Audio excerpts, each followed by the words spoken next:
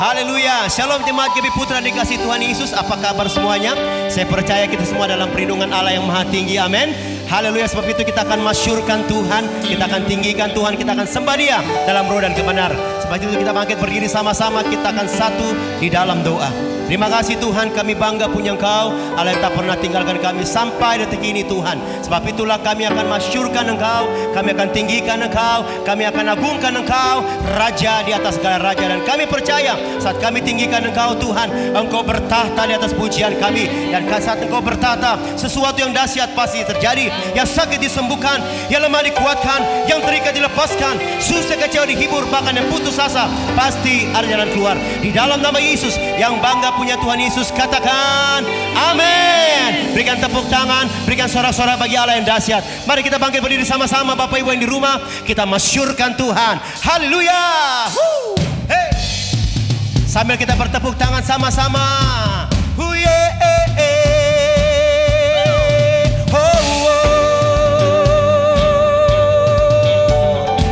Mari Bapak Ibu yang di rumah katakan, sebelum dunia ini ada, kuasa-Mu telah terbentang.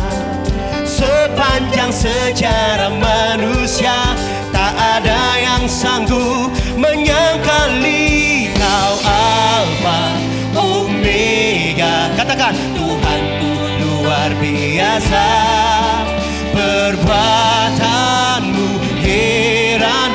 Dulu sekarang selamanya. Here we go.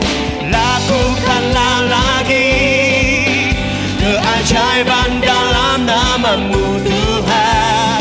Nyatakanlah lagi kemuliaan-Mu atas hidup. Serukan, hidupku penuh mujizat. Mari menari bagi Dia saudara, muliakan Dia.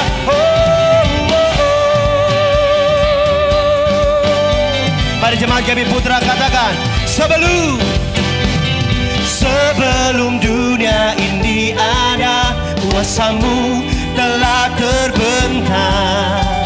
Sepanjang sejarah manusia, tak ada yang sanggup menyangkali Kau Alfa Omega. Katakan, Tuhanku luar biasa, perbuatan-Mu heran. Dulu sekarang selamanya. Mari menari. Lakukanlah lagi keajaiban dalam nama-Mu Tuhan. Nyatakanlah lagi kemuliaan-Mu atas. Lakukanlah lagi keajaiban dalam nama-Mu Tuhan. Nyatakanlah lagi kemuliaan-Mu atas hidup. Serukan, hidupku penuh mujizat. Oh, angkat tanganmu, menari.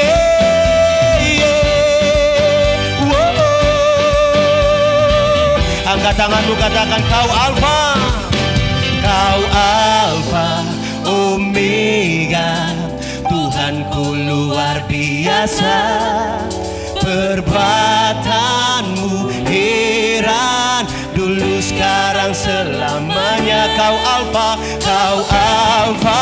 Omega. Tuhanku luar biasa, perbuatan-Mu heran. Dulu sekarang selamanya. Come on. Lakukanlah lagi keajaiban dalam nama-Mu Tuhan. Nyatakanlah lagi kemuliaan-Mu. Lakukan lagi, oh, lakukanlah lagi keajaiban dalam nama-Mu Tuhan. Nyatakanlah lagi kemuliaan-Mu atas hidup. Serukan, hidupku penuh mujizat. Oh, hidupku, yeah. Hidupku penuh mujizat. Hidupku penuh mujizat. Oh,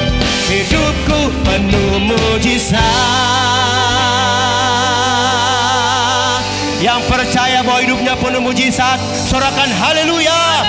Tepuk tangan buat Allah yang dahsyat, Allah yang ajaib.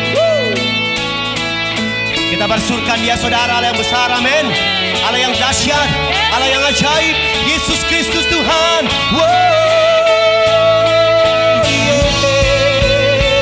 Mari semua tepuk tangan bagi Raja yang dahsyat, bagi Tuhan yang hebat, Yesus. Mari jemaat putra katakan, tak terbayang kebesaran-Mu dan tak terbanding kekuatan-Mu Tuhan. Kau megah bagiku segenap jiwa dan pengharapan telah ku serahkan untuk rencana-Mu Tuhan. Kau Raja atasku. Come on everybody say, hanya Kau yang layak ditinggikan. Siap jemaat putra, kita melompat bagi Raja. Ajaib Kau Tuhan, agung dan perkasa.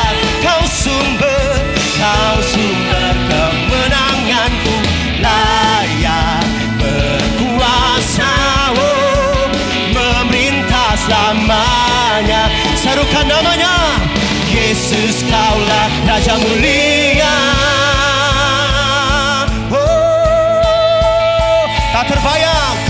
Tak terbayang kebesaran-Mu dan tak terbanding kekuatan-Mu Tuhan.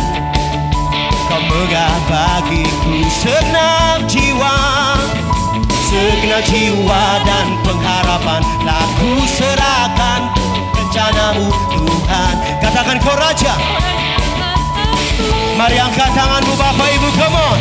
Hanya Kau yang layak ditinggikan. Are you ready? Here we go. 1, 2, go. Ajaib Kau Tuhan, agung dan perkasa.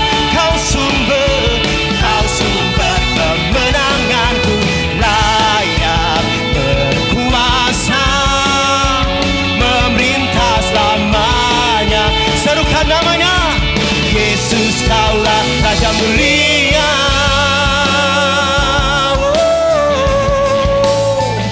Dari mezbah ini Tuhan, kami angkat kedua tangan kami serukan Yesus. Come on. Yesus Kaulah Tuhanku, Yesus Kaulah Rajaku, Yesus Kaulah Tuhanku, Yesus Kaulah, lebih lagi, go. Yesus Kaulah Tuhanku, Yesus Kaulah Rajaku, Yesus Kaulah Tuhanku, Yesus Kaulah Rajaku. Ajaib Kau Tuhan, come on. Agung dan perkasa, Kau sumber kemenanganku, layak berkuasa, memerintah selamanya. Siap, Yesus Kaulah. 1, 2, go. Ajaib Kau Tuhan, agung dan perkasa, Kau sumber kemenanganku, layak berkuasa, memerintah selamanya. Panggil namanya, Yesus Kaulah Raja mulia, Raja mulia, Raja mulia, Raja mulia.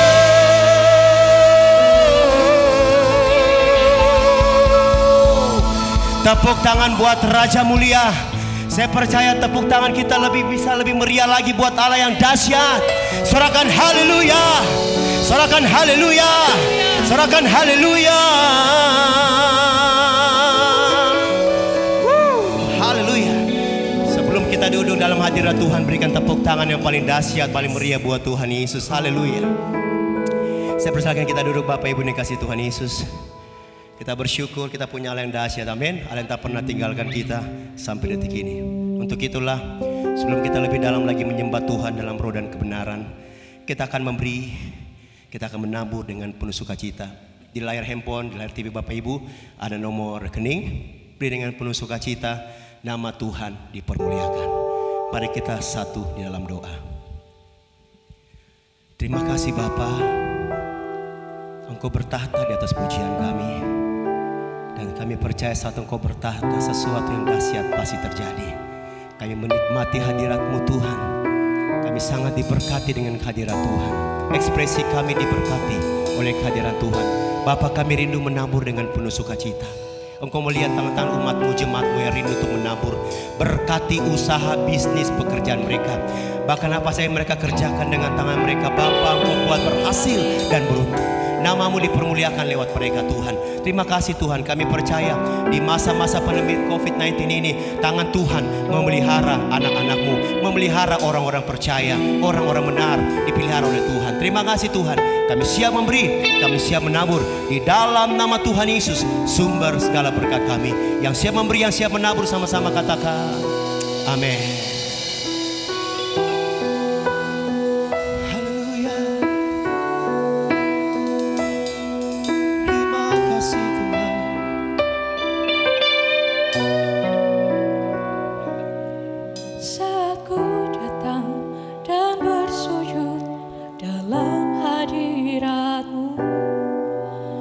Rasakan hadir-Mu di dalam hidupku.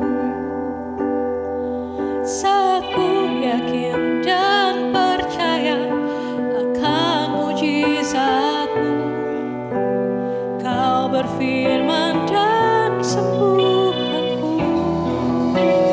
Kaulah Tuhan, Kaulah Raja.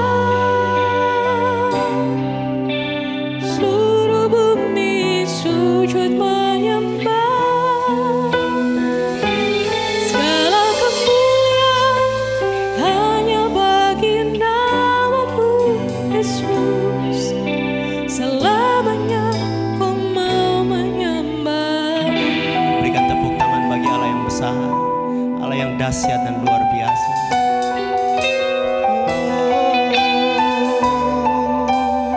Mari nyanyikan pujian ini. Bersujud dalam hadirat-Mu, ku rasakan hadir-Mu di dalam hidupku. Yes Lord. Saat ku yakin dan percaya akan mujizat-Mu, Kau berfirman dan sembuhkanku. Katakan, Kaulah Tuhan, Kaulah Raja. Seluruh bumi sujud menyembah. Segala kemuliaan hanya bagi nama-Mu Yesus. Selamanya ku mau menyembah-Mu. Kaulah Tuhan, oh Kaulah Raja. Seluruh bumi sujud menyembah. Segala kemuliaan hanya bagi nama-Mu Yesus. Selamanya. Lebih lagi para penyembah sambil angkat tanganmu. Kaulah Tuhan,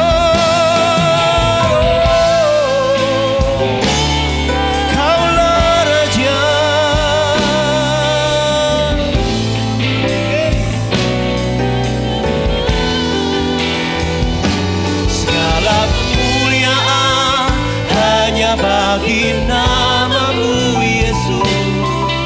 Selamanya ku mau menyembah-Mu. Kaulah Tuhan, Kaulah Raja.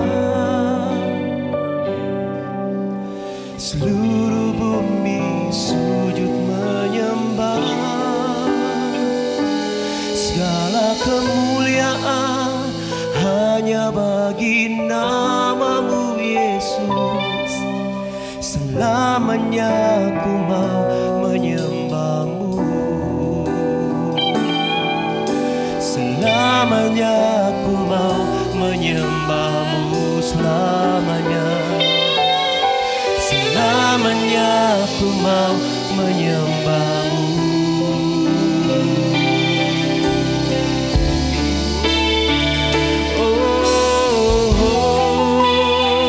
Mari sembah Dia. Angkat tanganmu, angkat suaramu, sembah Dia.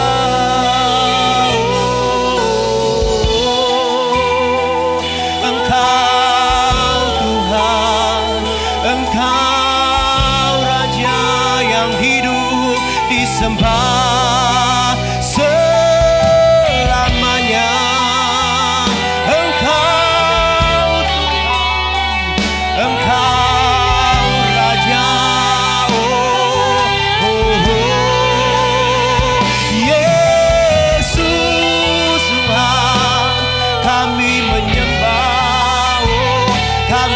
masyurkan, kami muliakan, kami agungkan.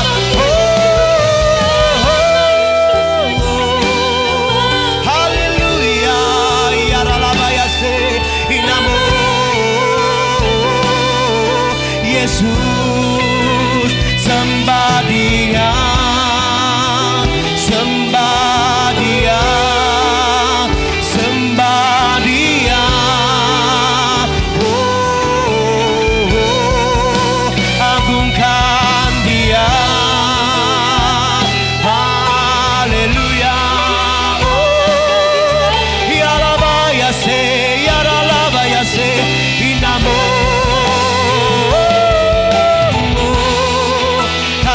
Tangan kami sembah Engkau, Allah yang kudus, Allah yang dahsyat. Setiap lutut kan berteluh, setiap lidah mengaku Yesuslah Tuhan.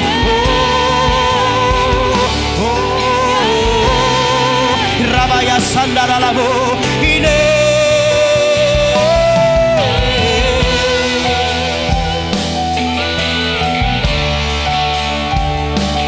Angkat tangan kami sembah Engkau yang duduk di tata kemuliaan yang dahsyat.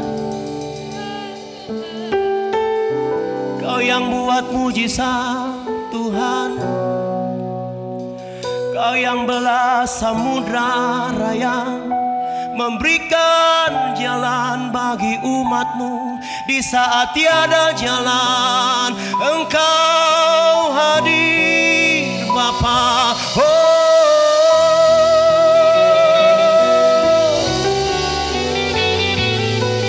Engkau hadir membuka jalan buat kami.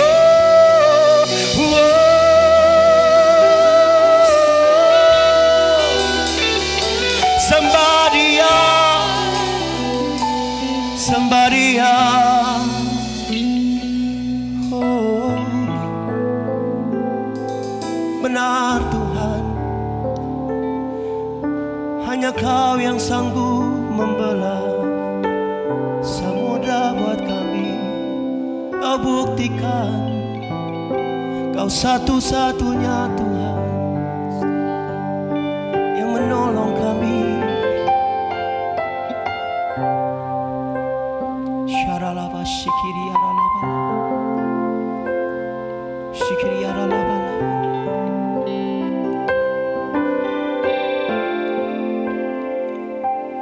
Ketika ku tak sanggup menghadapi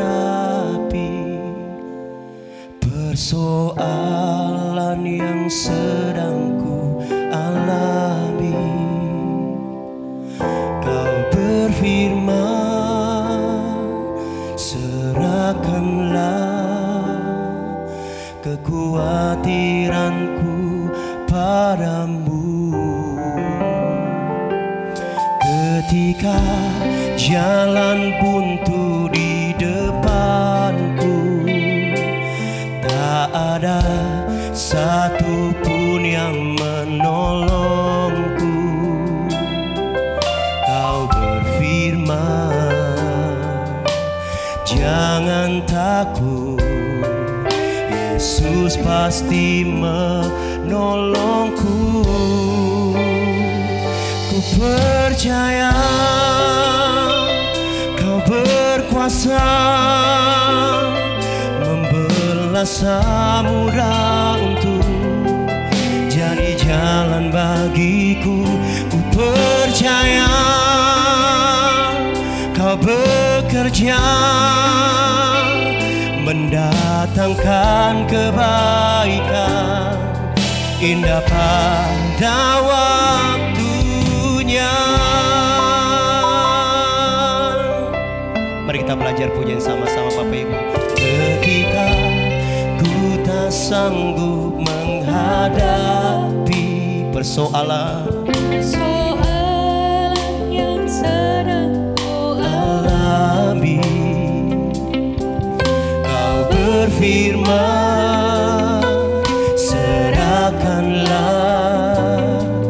kekhawatiranku padamu. Ketika jalan buntu di depanku, tak ada satupun yang menolongku. Kau berfirman, jangan takut, jangan takut, Yesus pasti menolongku. Ku percaya Kau berkuasa membelah samudra untuk jadi jalan bagiku. Ku percaya Kau bekerja mendatangkan kebaikan, indah pada waktunya.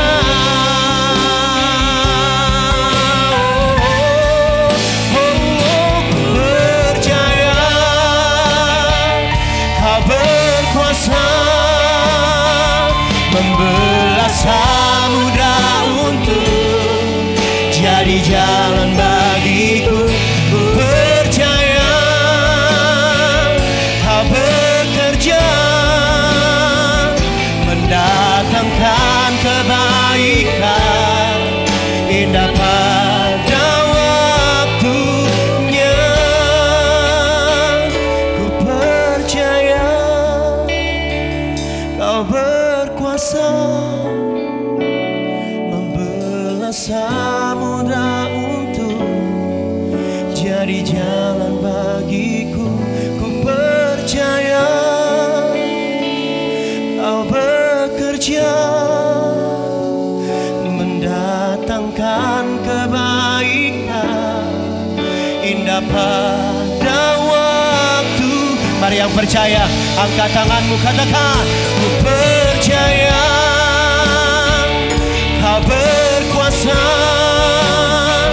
membelah samudra untuk jadi jalan bagiku. Ku percaya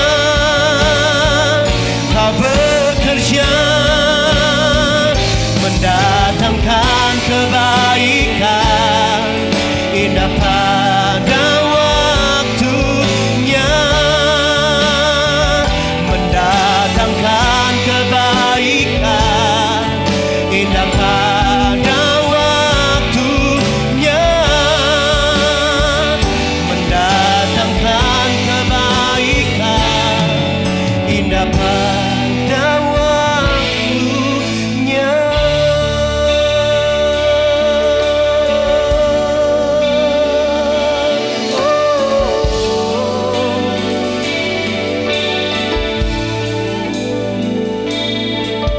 Indah pada waktunya.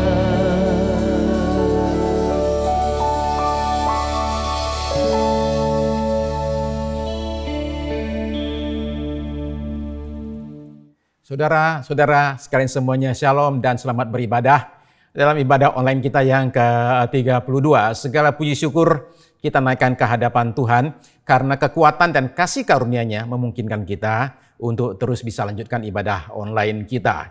Sekali lagi, saudara bukan sedang menonton ibadah, saudara sedang mengikuti, berpartisipasi dalam suatu ibadah. Dan itu sebabnya saya mengajak kita untuk semua, untuk datang ke hadapan Tuhan, siapkan diri kita, baik secara fisik, yang masih diranjang, boleh silakan tetap diranjang, kalau lagi sakit. Okay? Kalau nggak sakit, jangan ngaku sakit ya, nanti bisa sakit beneran. Selain siapkan badan kita, mari kita siapkan juga hati kita, pikiran kita, dan juga roh kita. Saudara sekalian, singkirkan segala hal yang bisa menghalangi kita untuk khusyuk beribadah ya. Singkirkan WA, singkirkan bacaan, singkirkan hal yang lain, semua disingkirkan. Mari kita fokus untuk kita terima firman Tuhan. Mari kita berdoa. Segala puji syukur kami naikkan ke hadapan-Mu Bapa Surgawi yang sudah menyertai kami, memberikan kami kekuatan demi kekuatan untuk kami bisa terus-menerus, ya Bapa Surgawi, jalankan ibadah kami sekalipun secara virtual, secara online. Kami bersyukur dan berterima kasih dan sungguh-sungguh menyatakan respek kami, hormat kami yang luar biasa kepada Engkau ya Tuhan, yang terus-menerus sepanjang ibadah kami setengah tahun ini menyatakan berkat-Mu dan mujizat-Mu atas kami sekalian.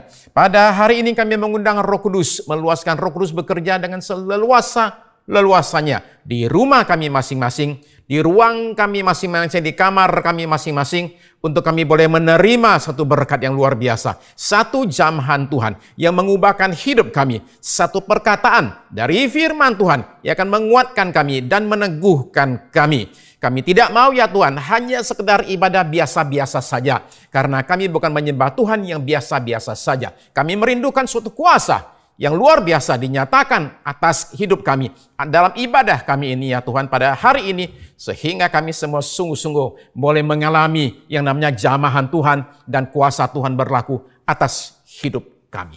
Pakailah hamba-Mu pada hari ini Tuhan untuk menyampaikan kabar baik, menyampaikan satu berita dari sorga yang berasal daripada pewahyuan Roh-Mu yang kudus, dan setiap kami boleh sambut firman Tuhan dengan tanah hati yang subur, sehingga firman-Mu ya Tuhan ketika ditaburkan, disampaikan, tidak kembali sia-sia, tidak gugur, tetapi ia akan bertumbuh dan berbuah dalam hidup kami. Dan kami siap ya Tuhan, tidak hanya semata-mata mendengar firman, tetapi mendengar dan melakukan apa yang kami dengar. Dalam nama, di atas segala nama. Dalam nama Tuhan Yesus Kristus Juru Selamat yang hidup, Raja yang kekal, kami sudah berdoa, bahkan sudah menerima semua jawaban doa kami ini. Amin, amin, haleluya. Jikalau saudara oleh karena berkat Tuhan mendapat sesuatu momen, kesempatan yang istimewa untuk lakukan ziarah ke Timur Tengah, saudara akan dibawa pergi ke Mesir, kemungkinan besar. Kemudian setelah saudara keliling-keliling kota Kairo, melihat piramid dan sungai Nil dan lain sebagainya, kunjungi beberapa gereja, saudara akan dibawa naik bis untuk menuju ke kota Eilat di perbatasan Israel sana dengan naik bus. Ya. Jadi dari kota Kairo, saudara naik bus melalui yang namanya Padang Gurun Sinai. Bus ber-AC yang nyaman. Saudara duduk santai saja sambil menikmati kacang Medan tapi buatan Bandung ya, atau barangkali sambil makan bika Ambon tapi buatan Medan ya. Kalau takut, kadang orang takut panas luar dan panas dalam, jadi orang bawa juga minuman loh segar, cap kaki tika, oke? Atau saudara-saudara bisa bawa makanan macam-macam dari tanah air. Duduk nyaman sambil memperhatikan pemandangan di luar sana yang sama aja ya. Isinya pasir dan batu melulu, tapi buat kita barangkali satu hal yang baru. Nggak usah pusing mikirin jalan, persimpangan, rute. Saudara cukup enjoy saja, aspalnya bagus, perjalanannya mulus. Kemudian saudara akan dibawa menginap di bawah kaki Bukit Sinai. Hotelnya ya cukup nyaman juga. 3.200 tahun yang lalu, sekitar 2 juta orang mengambil rute yang sama untuk berjalan kaki dari Mesir ke Kanaan. Satu tanah yang dijanjikan bagi mereka. Musa membawa umat Israel meninggalkan Mesir. Perbudakan di Mesir menuju kepada kemerdekaan di Kanaan. Perjalanan mereka melalui yang namanya padang gurun Sinai. Tidak ada kacang, tidak ada bika. Tidak ada bis, tidak ada onta. Semua jalan kaki. Tidak ada AC, tidak ada kipas angin, semua orang kepanasan. Tidak ada air, semua orang kehausan. Tidak ada hotel, semua nginap di tenda yang asal ada. Tidak ada aspal, tidak ada petunjuk jalan. Sejauh mata memandang, yang ada itu hanya lautan pasir dan batu, pasir dan batu, pasir dan batu. Tidak ada warna hijau, yang ada cuma coklat dan hitam semata. Menurut kitab Keluaran, pasalnya yang ke-13 maksud saya, 13 ayat 17 sampai 18.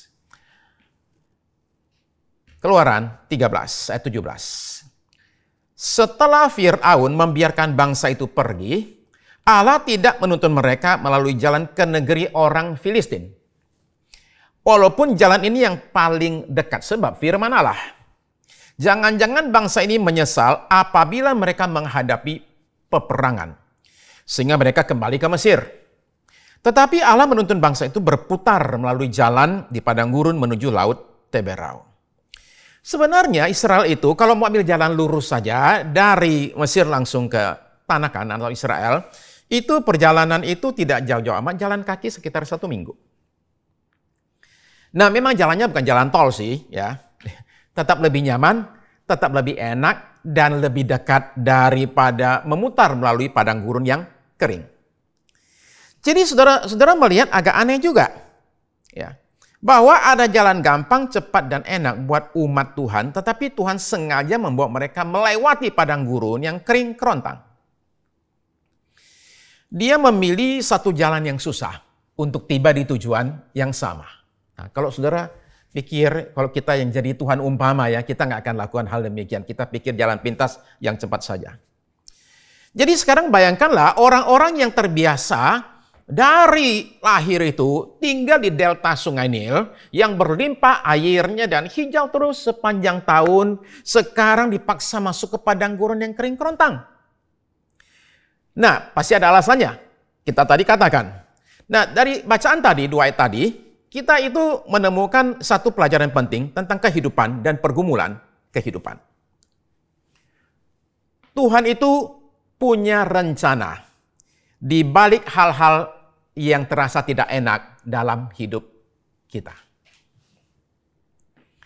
Nah, perjalanan saudara dan saya sebagai orang Kristen itu digambarkan seperti perjalanan orang Israel meninggalkan Mesir menuju ke Kanaan.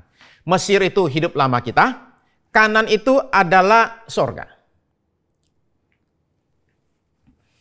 Nah, karena ini adalah suatu gambaran, maka kita ketika membaca kisah perjalanan bangsa Israel dari Mesir ke Kanaan, kita ini akan banyak belajar sekali tentang perjalanan iman kita mengiring Tuhan kita. Karena itu digambarkan seperti demikian. Nah, perhatikan saudara sekalian, penting bahwa Tuhan juga tidak langsung membawa kita ke sorga ketika kita bertobat dan percaya. Kita kemudian dibawa menjalani satu perjalanan kehidupan di dunia ini yang orang sebut dengan namanya mengiring Tuhan. Berjalan mengikuti Tuhan. Nah, perjalanan ini tidak semuanya aman dan nyaman. Bahkan pada segmen tertentu, kita ini dibawa melewati yang namanya padang gurun. Di awal iman kita ini seperti bangsa Israel. Di awal perjalanan. Alami banyak mujizat, alami pertolongan Tuhan, melihat bagaimana 10 tulah dinyatakan, dan melihat bagaimana laut Teberau dibelah, mengalami hal-hal yang supranatural, dahsyat. Pada masa-masa ketika kita baru bertobat, kita doa apa saja langsung dijawab. Sekarang minta, sekarang dikasih. Tiap pagi rasanya kita ini pengen bangun pagi, masih subuh, masih gelap kita sudah bangun. Kenapa? Kita pengen rindu membangunkan fajar. Berjumpa dengan Tuhan di pagi-pagi subuh sekali. Masa bulan madu. Kayaknya mau tiap hari di gereja aja deh ya. Pendeta kayaknya ramah banget ya. Anggota jemaat kelihatannya malaikat semua. Luar biasa lah. Hebat sekali lah ya. Kita jatuh cinta kepada Yesus. Setelah itu, lalu kemudian kita masuk padang gurun. Mendadak doa kita seperti tertahan oleh langit-langit kamar kita. Kita sudah doa tengking-tengking. Suara sudah melengking-lengking. Posisi sudah jengking-jengking. Dan sorga tetap hening. Lalu kita kadang bertanya, kenapa ya Tuhan sama kita demikiannya? Pendeta kita dulu suka ramah sekali. Sekarang kalau salaman, kita dilewatin. Padahal kalau kolektor, ditungguin. Jemaat, aduh sekarang itu, rasanya itu. Lihat mereka saja, sudah sebel. Mendadak mau berdoa saja pergumulan, mendadak masalah demi masalah itu sekarang muncul baik di gereja maupun dalam hidup kita. Itu namanya memasuki padang gurun. Secara rohani padang gurun adalah bicara soal suatu keadaan, periode dalam hidup kita di mana Tuhan itu terasa jauh dan terasa tidak peduli. Barangkali Anda sekarang mengalami namanya padang gurun. Padang gurun adalah masa di mana semua kenyamanan dan keamanan kita itu hilang sama sekali. Nah, manusia di dunia ini mengawali tahun 2020 dengan sangat amat optimis. Bulan Januari, Februari optimis. Bulan Maret mulai pesimis. Bulan April beberapa orang sudah mulai meringis. Bulan Mei sebagian mulai nangis. Pada bulan Juni sebagian histeris. Pada bulan Juli sebagian kritis, bulan Agustus habis. Bulan September ceria lagi sih. Kenapa? Ada lagunya soalnya, September ceria. Di padang gurun saudara sekalian, semua serba kering. Dari keuangan sampai kepada kerohanian. Nah, saya tunjukkan beberapa foto, 6 foto yang namanya padang gurun Sinai itu seperti apa. Supaya saudara dapat gambaran Israel itu berjalan di tempat seperti apa. Karena kita ini jarang-jarang bisa melihat namanya padang gurun. Saudara menemukan bahwa tempat itu kering sekali. Kerontangnya bukan main, salah satu tempat yang paling susah untuk manusia hidup dan berdiam di sana. Israel di sana selama 40 tahun. Nah, pertanyaannya, untuk apa Tuhan itu membawa kita melewati yang namanya padang gurun? Mari kita belajar dari kitab Ulangan. Nah, saudara perhatikan ya. Kitab Ulangan itu sebenarnya kitab apa? Itu adalah catatan khotbah Musa menjelang Israel masuk tanah Kanaan. Mereka sekarang sudah di tepi sungai Yordan. Mereka sebentar lagi akan menyeberang. Nah, Musa sendiri tidak akan ikut masuk. Sekalipun dia sudah kerja keras selama 40 tahun. Nah, yang masuk Kanaan ini adalah satu generasi baru, bukan generasi yang keluar dari Mesir itu, ya. Dengan 2 pengecualian ya, Yosua dan Kaleb, ya. Jadi yang sisanya itu yang masuk Kanaan akhirnya adalah mereka yang meninggalkan Mesir waktu masih anak-anak dan juga mereka yang lahir di padang gurun. Nah, generasi baru ini perlu diberikan pemahaman akan dasar iman mereka dan sejarah mereka. Kenapa kita ada di sini? Nah, dalam kitab Ulangan, Musa itu memberikan 3 khotbahnya di mana dia mengulang pelajaran tentang hukum Taurat yang 40 tahun sebelumnya itu pernah dia berikan kepada generasi yang sebelumnya yang sudah meninggal hampir semuanya itu. Nah, kita akan baca Ulangan 8 ayat 1 sampai 5. Ulangan pasal 8 ayat 1 sampai 5 ya. Coba kita lihat ya. Ulangan 8 ayat 1. Segenap perintah yang kusampaikan kepadamu pada hari ini haruslah kamu lakukan dengan setia. Supaya kamu hidup dan bertambah banyak dan kamu memasuki serta menduduki negeri yang dijanjikan Tuhan dengan sumpah kepada nenek moyangmu. Itu janjinya, oke? Lakukan ini akan terjadi. Lalu berikutnya, next. Musa itu mengajak mereka untuk flashback. Untuk melakukan refleksi, untuk melihat kembali ke belakang kepada perjalanan mereka untuk menemukan pelajaran-pelajaran yang penting bagi hidup. Ayat 2. Ingatlah, refleksinya. Ingatlah. Ingatlah kepada seluruh perjalanan yang kau lakukan atas kehendak Tuhan Allahmu di padang gurun selama 40 tahun ini dengan maksud merendahkan hatimu dan mencobai engkau untuk mengetahui apa yang ada di dalam hatimu. Yakni, apakah engkau berpegang pada perintahnya atau tidak. Ayat 3. Jadi, ia merendahkan hatimu, membiarkan engkau lapar dan memberi engkau makan mana yang tidak kau kenal dan yang juga tidak dikenal oleh nenek moyangmu untuk membuat engkau mengerti bahwa manusia hidup bukan dari roti saja, tetapi manusia hidup dari segala yang diucapkan Tuhan. Ayat 4. Saudara pahami tadi ya, 3 itu dikutip oleh Tuhan Yesus ketika dia di padang gurun. Ayat 4. Pakaianmu tidaklah menjadi buruk di tubuhmu dan kakimu tidaklah menjadi bengkak selama 40 tahun itu. Maka haruslah engkau insaf bahwa Tuhan Allahmu mengajari engkau seperti seseorang mengajari anaknya. Saudara perhatikan di sini, Tuhan itu menjelaskan Musa menjelaskan alasan kenapa Tuhan itu sampai bawa mereka melewati padang gurun 40 tahun lamanya. Nah, jadi ini sangat tidak enak sekali. Tapi Israel memang harus melewati padang gurun ini. Nggak bisa dihindari. Ya. Sama juga dengan kita. Sebagian kita sedang melewati padang gurun. Sangat tidak enak, sangat tidak nyaman, tapi perlu. Kenapa perlu? Karena ada hal tertentu yang Tuhan kerjakan dalam hidup kita ketika kita lewati padang gurun. Saya akan bicarakan 4 saja. 1, yang pertama, Tuhan itu mau merendahkan hati kita. Ayat 2 ya, saya ulang, dan ayat 3. Ayat 2 saya baca sebagian. Musa mengatakan bahwa, ingatlah kepada seluruh perjalanan yang kau lakukan atas kehendak Tuhan Allahmu di padang gurun selama 40 tahun ini dengan maksud merendahkan hatimu. Oke, saya sekarang baca lagi ayat 3 ya. Jadi ia merendahkan hatimu. Saudara perhatikan, merendahkan hati itu diulang sampai 2 kali. Sampai 2 kali. Jadi Musa mengatakan bahwa kamu dibawa ke padang gurun, tujuan cuma 1, merendahkan hati.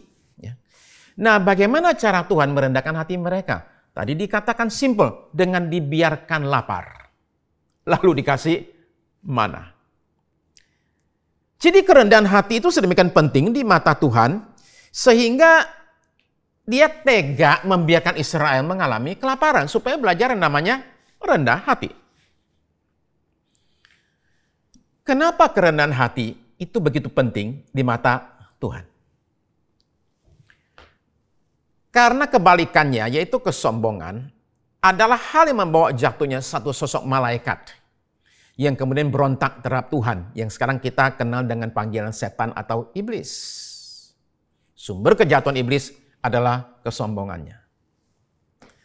Orang sombong merasa dia tidak perlu Tuhan, dia tidak perlu ikut segala perintah Tuhan, dia bisa hidup tanpa Tuhan, dia tidak perlu berdoa, dia tidak perlu ibadah, hidupnya oke, bisnisnya lancar, temannya banyak. Ketika orang bicara tentang perlunya Tuhan, orang ini bisa marah dan tersinggung. Ketika orang bicara soal pertobatan, orang sombong bisa ngamuk. Sebab dia merasa dia sudah cukup baik dan berhak masuk surga. Mantan wali kota New York, Michael Bloomberg, itu sangat amat kaya raya, crazy rich. Beliau diwawancarai oleh koran New York Times pada bulan April tahun 2014. Nah, saudara perhatikan, saya kutip bagian terakhir dari interview tersebut di artikel tersebut. Oke, saudara perhatikan. Bloomberg menyebut karyanya dalam hal keamanan senjata, obesitas, dan pemberhentian merokok. Lalu berkata sambil tersenyum, saya kasih tahu Anda ya, kalau Tuhan itu ada, saat saya tiba di sorga, saya bahkan tidak usah pakai wawancara lagi. Saya akan langsung masuk sorga. Saya sudah berbuat cukup banyak untuk mendapat tempat di sorga, bukan mepet-mepet. Maksud dia bukan mepet itu begini. Umpama masuk sorga itu katakanlah 5. Dia tuh bukan 6 atau 5,5. Dia tuh udah 10. Udah pasti masuk.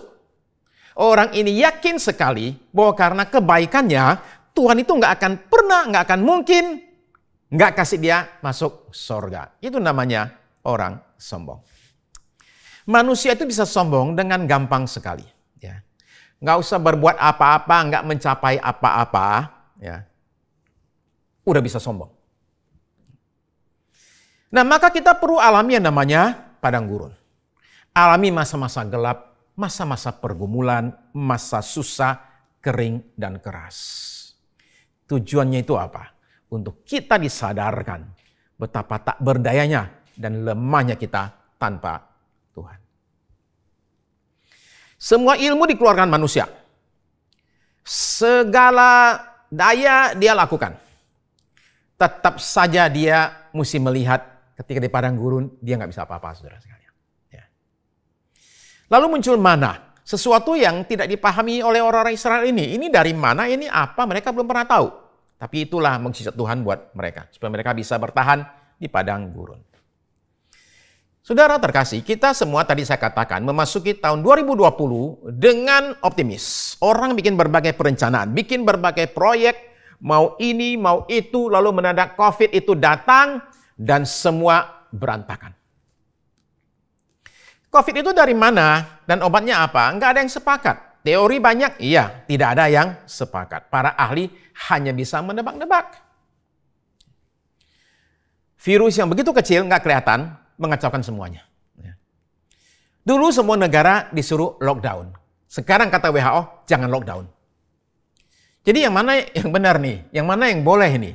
Ini menyangkut nasib dan kehidupan sekian miliar manusia. Jadi saudara menemukan bahwa pandemi ini menunjukkan betapa rapuhnya dan betapa lemahnya yang namanya manusia. Ya. Jadi orang itu perlu sadar, dia itu nggak punya apa-apa, nggak punya banyak daya sebenarnya. Semua kita perlu Tuhan. Nah tentu beberapa orang bukannya sadar mereka perlu Tuhan. Mereka malah marah sama Tuhan. Ya. Tuhan ternyata tidak seperti yang mereka harapkan.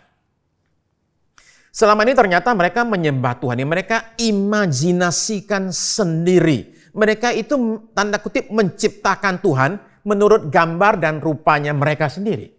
Tuhan yang bisa diatur-atur, Tuhan yang bisa disuruh-suruh, Tuhan yang jinak, yang menurut maunya manusia. Tuhan yang kapan saja dipanggil itu pasti datang dan langsung datang dan menawarkan bantuan. Tuhan yang tugasnya cuma satu. Dia ada dalam hidup kita untuk bikin hidup kita nyaman dan enak. Tuhan demikian, saudara sekalian, tidak ada. Dia cuma imajinasi kita saja. Jadi kita sekarang ini perlu datang dan merendahkan hati kita, saudara-saudara sekalian. Dan menyadari bahwa dia adalah Tuhan dan bahwa saya ini hanya sekedar manusia. Saya perlu datang kepada Tuhan dengan kerendahan hati saya. Saya perlu datang untuk kemudian saya minta dia untuk menyatakan berkat-Nya atas hidup saya. Padang gurun membawa kita untuk sadar bahwa kita semua perlu Tuhan. Yang kedua adalah di padang gurun Tuhan itu mau menguji kita. Kata ayat 2, mencobai engkau untuk mengetahui apa yang ada dalam hatimu. Yakni, apakah engkau berpegang pada perintahnya atau tidak. Nah saudara sekalian, ada dua situasi yang menguji manusia. Masa enak dan masa susah. Ini kata Amsal ya, Amsal pasal 30. Amsal 30 ayat 8 dan 9. Amsal 30 ayat 8. Jauhkanlah daripadaku kecurangan dan kebohongan. Jangan berikan kepadaku kemiskinan atau kekayaan. Biarkanlah aku menikmati makanan yang menjadi bagianku. Ayat 9. Supaya kalau aku kenyang, aku tidak menyangkalmu dan berkata siapa Tuhan itu. Atau kalau aku miskin, aku mencuri dan mencemarkan nama Allahku. Jadi kalau kaya, bahayanya adalah kesombongan. Kalau miskin bahayanya adalah jadi berbuat kejahatan. Nah, jadi saudara sekalian, dua sisi itu. Kesenangan dan kesusahan. Di situ manusia itu perlu waspada. Nah, masa-masa sulit itu selalu adalah masa pengungkapan. Rahasia hati kita. Siapa diri kita? Itu dibukakan saat kita melihat yang namanya padang gurun. Pada saat semua enak, apa susahnya? Ikut Tuhan. Usaha laris, istri anak manis-manis, ya, kesehatan terjaga, jawaban doa selalu ada, semua tanpa masalah. Apa susahnya? Ikut Tuhan. Tapi itu bukan iman yang teruji, ya. Tapi waktu keadaan mepet, keuangan seret, kredit mulai macet, targetnya meleset, perutnya mulai menceret-menceret, istri mulai kepret-kepret. Nah, di situ kita dibukakan. Di situ kesetiaan dan iman kita ditunjukkan. Tuhan itu bukan bermaksud menjatuhkan kita ketika kita di padang gurun. Tapi dia mau menunjukkan kepada kita siapa diri kita. Karena kadang kita nggak tahu siapa diri kita. Petrus itu merasa dia oke. Sampai waktu ayam berkokok, dia terancam. Di situ dia baru sadar. Ternyata dalam dirinya ada jiwa pengkhianat. Sesuatu yang nggak pernah dia pikirkan itu ada. Dalam keadaan sulit, apakah kita masih mengikuti perintah Tuhan? Atau perintah Tuhan itu hanya berlaku ketika semuanya baik? Ada mantan dukun terkenal, terima Yesus. Dia jadi percaya. Jadi dia tinggalkan pekerjaannya sekian tahun yang lalu. Kemudian dia menulis, belum lama ini, beberapa hari yang lalu, dia menulis di Facebook. Nah, karena dia menulis Facebook yang terbuka untuk umum, maka saya mau kutip, saudara sekalian, apa yang kata-katanya dan kesaksiannya. Rupanya, orang ini sekarang mengalami kekecewaan yang luar biasa dengan orang-orang di gereja. Dalam situasi sekarang, dia itu menemukan pelayanannya itu berhenti.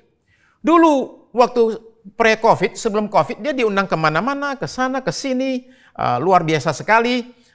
Di mana-mana disambut orang, disanjung orang, menurut dia, terima persembahan yang besar sekali. Dan sekarang tiba-tiba semuanya kering.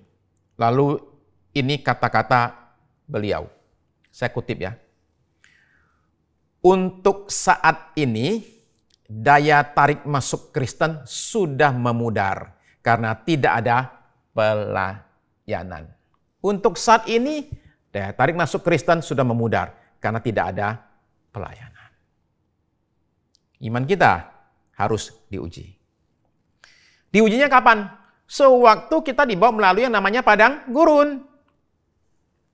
Nah, kita semua ini berharap Tuhan itu membawa kita melalui kehidupan yang mulus, tanpa ada masalah. Bersama Yesus, lakukan perkara besar. Lalu kita nyungsep di pasir. Di sini ujian iman terjadi. Kata Petrus, 1 Petrus pasal 1 ayat 6 dan 7 ya. Coba kita perhatikan. 1 Petrus 1 ayat 6 dan 7. Bergembiralah akan hal itu, sekalipun sekarang ini kamu seketika harus berduka cita oleh berbagai-bagai pencobaan. 7. Maksud semuanya itu ialah untuk membuktikan kemurnian imanmu yang jauh lebih tinggi nilainya daripada emas yang fana yang diuji kemurniannya dengan api. Sehingga kamu memperoleh puji-pujian dan kemuliaan dan kehormatan pada hari Yesus Kristus menyatakan dirinya. Iman yang sejati adalah iman yang teruji. Dan iman yang teruji adalah iman yang terpuji. 3, saudara sekalian. Bagian yang ketiga. Tuhan itu bawa kita melewati padang gurun karena Tuhan mau menyatakan kuasanya dan mujizatnya bagi kita sekalian. Oke. Coba kita lihat lagi ya, ulang lagi. Ulangan 8, ayat 3 dan 4 ya. Kita baca ulang. Jadi ia merendahkan hatimu, membiarkan kau lapar dan memberi engkau makan mana yang tidak kau kenal dan yang juga tidak dikenal oleh nenek moyangmu untuk membuat engkau mengerti bahwa manusia hidup bukan dari roti saja, tetapi manusia hidup dari segala yang diucapkan Tuhan. Ayat 4. Pakaianmu tidaklah menjadi buruk di tubuhmu, enggak rusak maksudnya. Oke. Dan kakimu tidaklah menjadi bengkak selama 40 tahun ini. Saudara-saudara sekalian, padang gurun ternyata tidak hanya berisi air mata dan ratapan. Musa ingatkan mereka tentang mujizat yang mereka terima selama mereka masih hidup di padang gurun. Dan untuk itu dia berkata, simple sekali. Coba lihat badanmu. Coba lihat badanmu. Bajumu katanya, itu tetap aja bagus, oke. Kasut sepatumu tetap oke. Nah, kita nggak dikasih jelas di sini, apakah maksudnya bajunya ikut mereka tambah gede badannya, sepatunya ikut besar. Barangkali tidak demikian, saudara sekalian. Tapi inti daripada Musa adalah look at yourself. Look at what you have. Perhatikan apa yang ada dalam dirimu dan itu adalah suatu mukjizat. Nggak pernah kurang makan selama 40 tahun di padang gurun, pakaian nggak pernah lecek, nggak pernah compang-camping, sepatu juga tetap bagus, ya. Nggak ada toko, saudara sekalian, nggak ada restoran di padang gurun.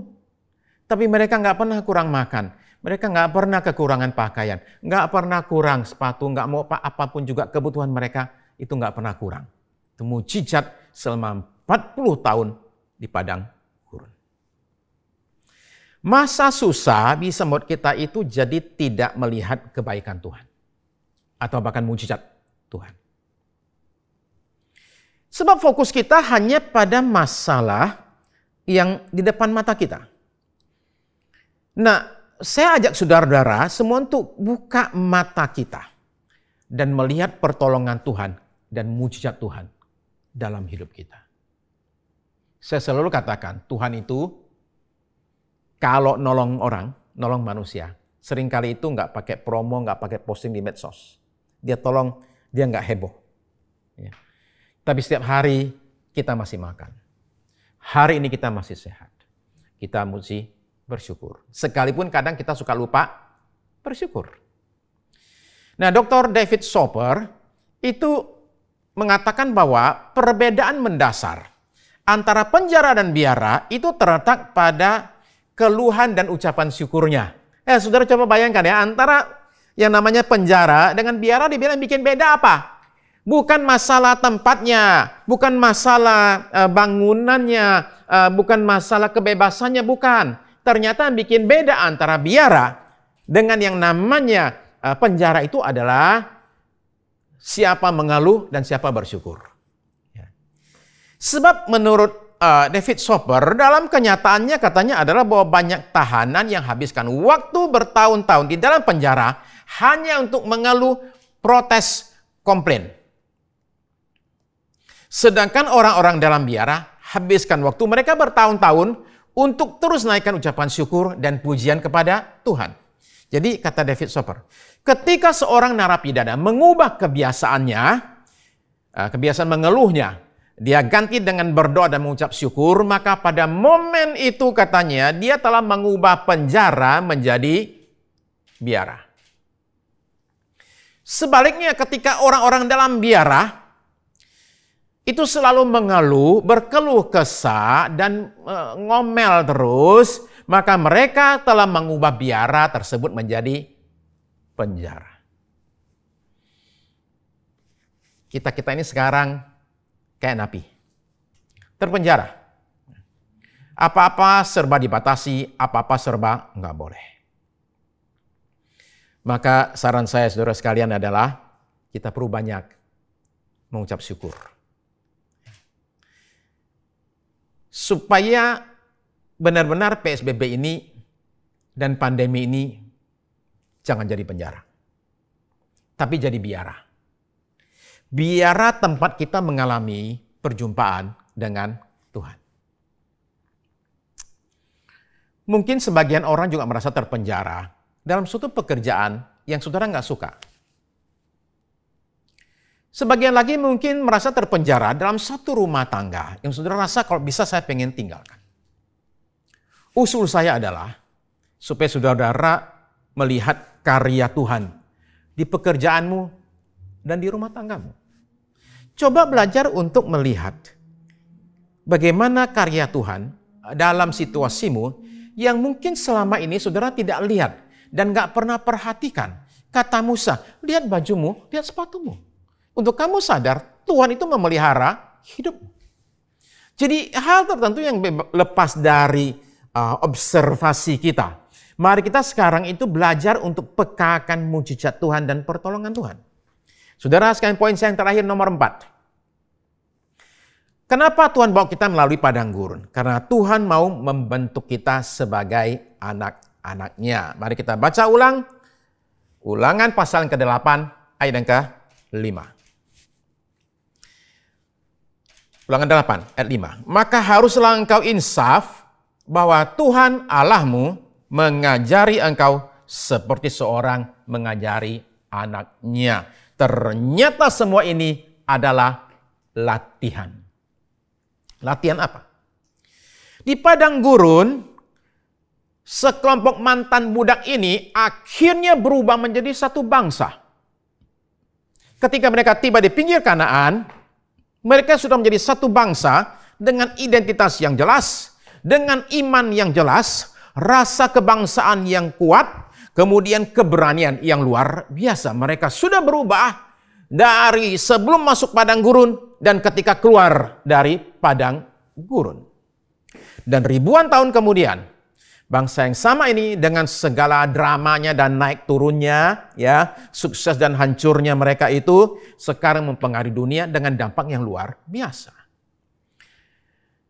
Sampai tahun 2017, dari tahun 1901 ketika hadiah Nobel pertama kali dibagikan sampai 2017, sudah ada 902 orang yang memenangkan hadiah Nobel.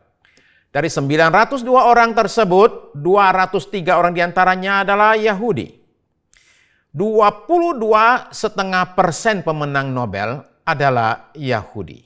Sementara Yahudi itu hanya 0,2% dari penduduk dunia. Berarti persentase kemungkinan orang Yahudi memenangkan Nobel itu adalah 112,5 kali atau 11.250% dibandingkan dengan yang lain. Jadi dampak mereka terhadap dunia itu luar biasa. Tapi dampak paling hebat dari bangsa Israel terhadap dunia bukan dalam hal jumlah pemenang hadiah Nobelnya. Juga bukan soal berapa mereka menguasai perbankan atau media. Tapi dampak paling hebat dari bangsa Israel terhadap dunia adalah dalam bentuk satu pribadi yang namanya Yesus Kristus. Juru selamat dunia yang lahir sebagai orang Yahudi. Yesus itu adalah contoh dan teladan bagi kita dalam soal melewati padang gurun. Dia lewati padang gurun secara fisik ketika 40 hari dia itu berdoa dan berpuasa di padang gurun Yudea. Sendirian dia di sana, 40 hari di situ. Dia juga melewati satu padang gurun raksasa bernama Golgota. Selama 6 jam, Tuhan Yesus tergantung di kayu salib di Golgota. Dalam keadaan terluka dan kesakitan. Tersiksa lahir dan tersiksa batin. Tertolak dan tertindas, dipaku dan dipasung, punggung hancur, tangan bolong, sampai dia akhirnya mati. Dia dikubur, tapi pada hari yang ketiga, dia dibangkitkan kembali dari kematian. Inilah pengharapan bagi kita yang sedang ada di padang gurun. Yaitu bahwa Yesus sudah melewati semua itu dan dia menang terhadap semua pencobaan yang dia alami di padang gurun. Maka kita juga pasti akan menang. Ya, kalau kita tidak cengeng, tapi kita kuat terus dan bertahan. Saudara-saudara terkasih, masa-masa pembatasan, isolasi dan kekeringan sering terjadi dalam kisah umat Tuhan. Dalam masa-masa begini, kita patut tahu bahwa Tuhan itu ternyata sedang bekerja dalam hidup kita. Membentuk kita, menuntun kita, dan meyakinkan kita akan kebaikannya. Jadi saya ingin berkata begini, saudara-saudara sekalian, saudara perhatikan kata-kata saya. Tuhan itu memakai berbagai ketidaknyamanan dalam masa padang gurun kita untuk kebaikan kita. Perhatikan yang berikut. Kedewasaan iman kita, pendewasaan iman kita memerlukan perjalanan, pengalaman melewati padang gurun. Tidak ada jalan yang lain. Saudara-saudara sekalian, kita mesti melewati padang gurun ini. Di padang gurun kita belajar memeriksa diri kita. Di padang gurun kita belajar dekatkan diri dengan Tuhan kita. Saya yakin sekali saat ini kita sedang hadapi padang gurun gede banget yang namanya pandemi COVID-19. Dan ini padang gurun saking besarnya, saking luasnya, dan banyak orang itu bertanya hal yang sama. kapan kita akan tiba di ujung daripada padang gurun ini? Saudara-saudara kasih, tapi saudara akan juga mengakui bahwa saat kita di padang gurun, pada momen itu, tidakkah saudara mencari Tuhan lebih lagi daripada sebelumnya? Sepanjang pandemi ini, saya lebih banyak bagian firman Tuhan daripada sebelum pandemi. Saya lebih banyak berdoa. Saya merasa rohani saya bertumbuh. Saya merasa saya secara roh itu bertambah kuat. Karena apa? Karena padang gurun ini. Justru di tengah-tengah kekeringan ini, di tengah-tengah kekacauan ini, saya mengalami pertolongan dan jamahan Tuhan. Dan saya percaya, saudara sekalian juga bisa mengalami hal yang sama. Pengalaman padang gurun kita ditutup dengan janji yang luar biasa. Saya lanjutkan pembacaan dari Ulangan pasal yang ke-8. Sekarang kita baca selanjutnya ayat 6 sampai ayat yang ke-10. Coba dengarkan janji-janji yang luar biasa ini. Kejadian 8 ayat 6. Oleh sebab itu, haruslah engkau berpegang pada perintah Tuhan Allahmu dengan hidup menurut jalan yang ditunjukkannya dan dengan takut akan Dia. Perhatikan ayat 7. Sebab Tuhan membawa engkau masuk ke dalam negeri yang baik. Suatu negeri dengan sungai, mata air, dan danau yang keluar dari lembah-lembah dan gunung-gunung. Suatu negeri dengan gandum dan jelainya, dengan pohon anggur, pohon ara, dan pohon delimanya. Suatu negeri dengan pohon zaitun dan madunya. Luar biasa. Suatu negeri di mana engkau akan makan roti dengan tidak usah berhemat, di mana engkau tidak akan kekurangan apapun. Suatu negeri yang batunya mengandung besi dan dari gunungnya akan kau gali tembaga. Dan engkau akan makan dan akan kenyang. Maka engkau akan bersyukur kepada Tuhan Allahmu karena negeri yang baik yang diberikannya kepadamu itu. Haleluya. Setelah kita melewati semua padang gurun ini, masa kekeringan ini, saudara-saudara sekalian, Tuhan janjikan satu kondisi yang penuh berkat. Sebenarnya pun ketika lewati padang gurun, saudara sekalian, kita sudah terima berkat luar biasa. Tapi ada satu berkat lagi yang jauh lebih besar, jauh lebih tinggi, jauh lebih mulia menanti kita ketika kita tiba di ujung sana melewati semuanya ini. Saya tidak tahu berapa lama masa kekeringan ini, padang gurun ini akan berakhir. Saya berdoa berharap secepatnya. Yang jelas dia pasti akan berakhir cepat atau lambat ya. Tapi saya ingin ajak saudara dan kuatkan saudara yang saat ini mengalami kekeringan dan masa padang gurun. Tolong ingat, mujizat masih ada dan terus ada di tengah-tengah padang gurun dan kekeringan. Dari waktu ke waktu Tuhan kirimkan makanan dan air mengalir keluar dari batu karang. Mujizat. Dan batu karang itu adalah Kristus. Karena itu, ya, saudara bisa saja alami kekeringan pada saat ini. Tetapi jikalau saudara percayakan hidup saudara kepada Kristus, batu karang rohani tersebut, saudara tidak akan kekurangan dan tidak akan kelaparan.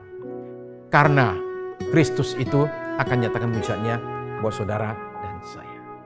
Jikalau saudara pada saat ini sungguh rindu menyatakan ketergantungan saudara, iman percaya saudara kepada Yesus, saya ajak saudara untuk sama-sama kita datang dan berdoa.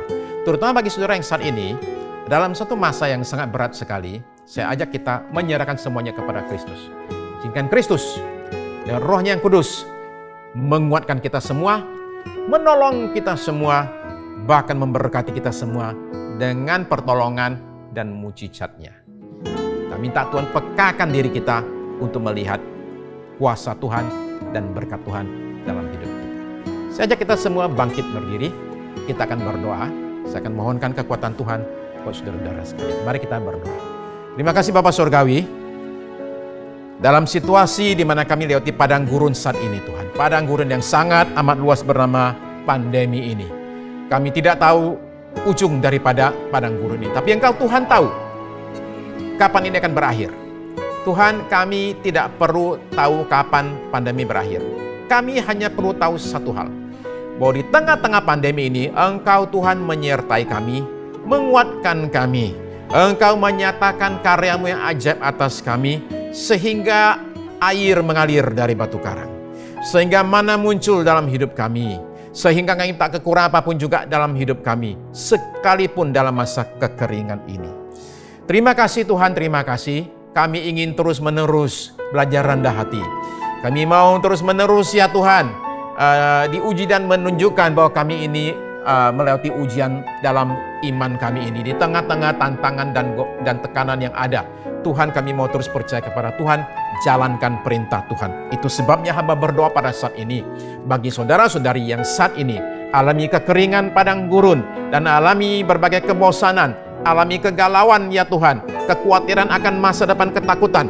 Hamba berdoa dari sorga, Engkau Tuhan menyatakan kuasa dan pertolongan-Mu ya Tuhan, sehingga kami semua pada hari ini dikuatkan, diteguhkan, dan melihat dengan mata kami pertolongan Tuhan, mujizat Tuhan dinyatakan atas hidup kami. Sehingga Tuhan, saat kami melewati padang gurun ini, kemana-mana kami akan melihat batu karang rohani itu mencucurkan air segar, air manis buat kami ya Tuhan. Kami tak akan kekeringan terus-menerus, tapi terus-menerus ada berkat Tuhan dinyatakan atas hidup kami. Kami akan melihat mana turun dinyatakan atas kami. Makanan ya Tuhan, yang Tuhan akan kirim dengan luar biasa. Oh, hidup kami Tuhan, dari hari ke hari adalah hidup yang penuh dengan mujizat. Terima kasih Tuhan, terima kasih untuk anugerah pertolongan-Mu atas kami sekalian ya Tuhan. Hamba berdoa, kuatkan yang lemah pada saat ini Tuhan.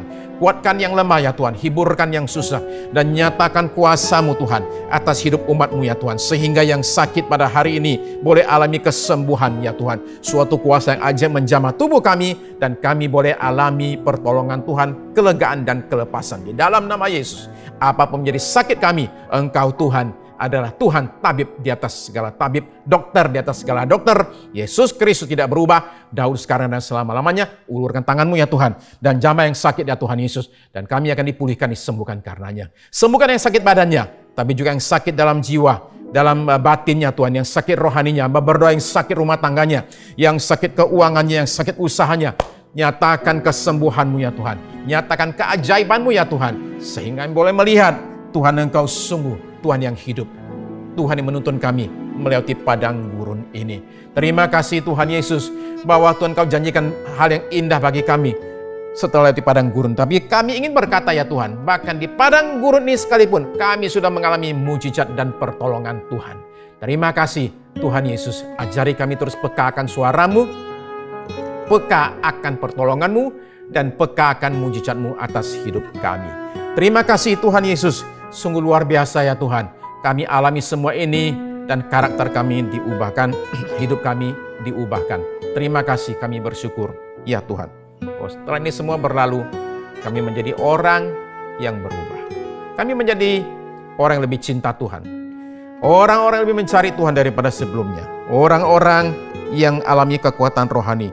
Justru karena kami melewati padang gurun yang namanya pandemi ini. Terima kasih Tuhan Yesus. Kami terus-menerus memohonkan pertolongan Tuhan bagi bangsa dan negara kami.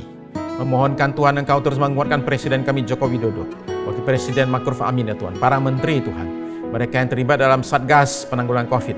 Kami doakan para kepala daerah Tuhan, para politisi, anggota DPR MPR. Tuhan, hamba berdoa satukan iman dengan saudara-saudara semuanya. Memohonkan Engkau nyatakan belas kasihan-Mu atas pemimpin bangsa kami. Tuhan, tuntun mereka ya Tuhan. Tuhan, nyatakan perlindungan-Mu atas mereka. Nyatakan hikmat-Mu atas mereka. Sehingga para pemimpin bangsa kami tahu apa yang harus mereka lakukan untuk membawa bangsa kami keluar dari berbagai krisis ini. Terima kasih Tuhan, karena nasib bangsa kami ada dalam tangan Tuhan saja. Terima kasih Tuhan Yesus. Mohonkan berkat Tuhan bagi tim medis yang ada di garis depan ya Tuhan. Melayani banyak orang yang sakit. Kami berdoa untuk para dokter, jurawat, mereka yang bertugas di rumah sakit. Kiranya Engkau Tuhan menyatakan perlindungan-Mu atas mereka. Dijauhkan dari segala sakit penyakit ya Tuhan. Terima kasih Tuhan Yesus, keluarga mereka juga Tuhan berkati. Tuhan nyatakan secara khusus perlindungan-Mu Tuhan atas umat-Mu Tuhan. Semuanya saat ini Tuhan, nyatakan perlindungan-Mu. Sehingga kami ya Tuhan, ada dalam pagar perlindungan Tuhan. ada di bawah payung perlindungan Tuhan. Sehingga kami dijauhkan dari segala sakit penyakit, dijauhkan dari segala serangan kuasa kegelapan, dari segala tipu daya manusia. Dalam perlindungan-Mu ya Tuhan, kami aman ya Tuhan. Terima kasih Tuhan Yesus. Terus Engkau berkati umat-Mu Tuhan. Apa yang kami perbuat dengan tangan kami, bisnis kami, pekerjaan kami, apa yang kami lakukan semua ya Tuhan. Tuhan Kau nyatakan berkat-Mu atas kami.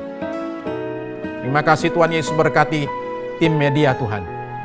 Untuk mereka ada di studio Tuhan saat ini Tuhan. Supaya Engkau boleh menyatakan berkat-Mu atas hidup mereka semuanya.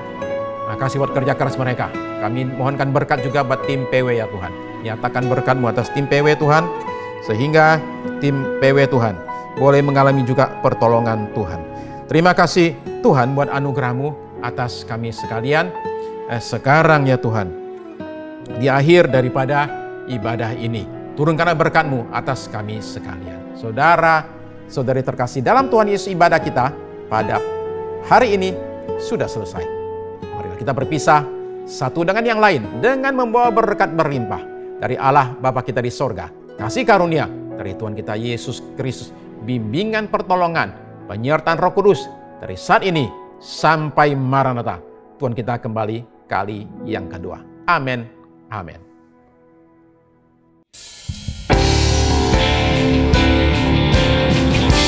Terima kasih Yesusku, terima kasih Yesusku, puji syukur hanya bagi Tuhanku. Terima kasih Yesusku, terima kasih Yesusku, puji syukur hanya bagi Tuhanku. Terima kasih Yesusku, terima kasih Yesusku, puji syukur hanya bagi Tuhanku. Terima kasih Yesusku, terima kasih Yesusku, puji syukur hanya bagi Tuhanku. Puji syukur hanya bagi Tuhanku. Puji syukur